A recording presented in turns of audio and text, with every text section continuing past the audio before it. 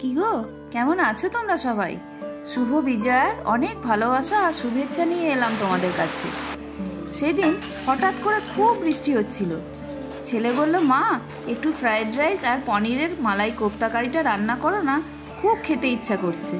ওর কথা শুনে সঙ্গে সঙ্গে আলুটাকে কেটে সেদ্ধ করতে চাপিয়ে দিলাম, আর এদিকে পনিরটা গ্রেট করে নিলাম। তারপরেই সেদ্ধ আলুটাকেও গ্রেট করে নিলাম। এবার একে একে এগুলোর সাথে কর্নফ্লাওয়ার, হলুদ, লঙ্কা, জিরে, ধনে গুঁড়ো আর সাথে লবণ, কাঁচা লঙ্কা, ধনেপাতা কুচি দিয়ে মেখে নিলাম। এবার ওই ডোটা থেকে গোল গোল বল তৈরি করে নিলাম।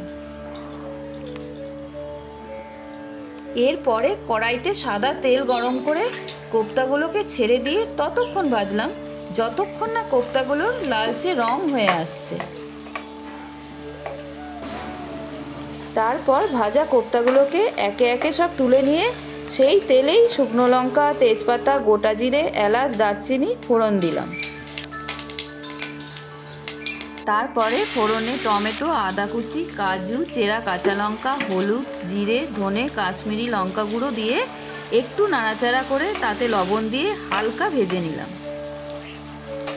এবার ওই ভাজা মশলাটা মিক্সিতে নিয়ে পেস্ট করে নিলাম।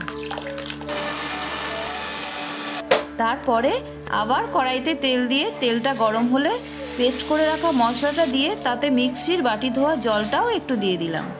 মশলাটা একটু কষানো হয়ে এলে তাতে স্বাদ অনুযায়ী লবণ আর টক দই দিয়ে নাড়িয়ে নিলাম।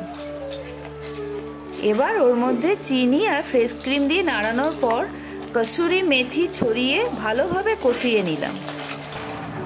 ভালোভাবে কষানোর পর মশলা থেকে তেল বেরোলে ঘি দিয়ে একে একে সব কোপ্তাগুলোকে ছেড়ে দিলাম। কিছুক্ষণ ফোটার পর সব শেষে অনেকটা ফ্রেশ ক্রিম ছড়িয়ে হালকা নাড়িয়ে নিলাম। ক্যামেরা হাতে নিয়ে ছেলে কিছুতেই লোভ সামলাতে পারছিল না। তোমরাও এই রান্নাটা করো, কিন্তু খুব ভালো লাগবে তোমাদের। আজ তাহলে আসি, অনেক ভালো থেকো তোমরা। ধন্যবাদ।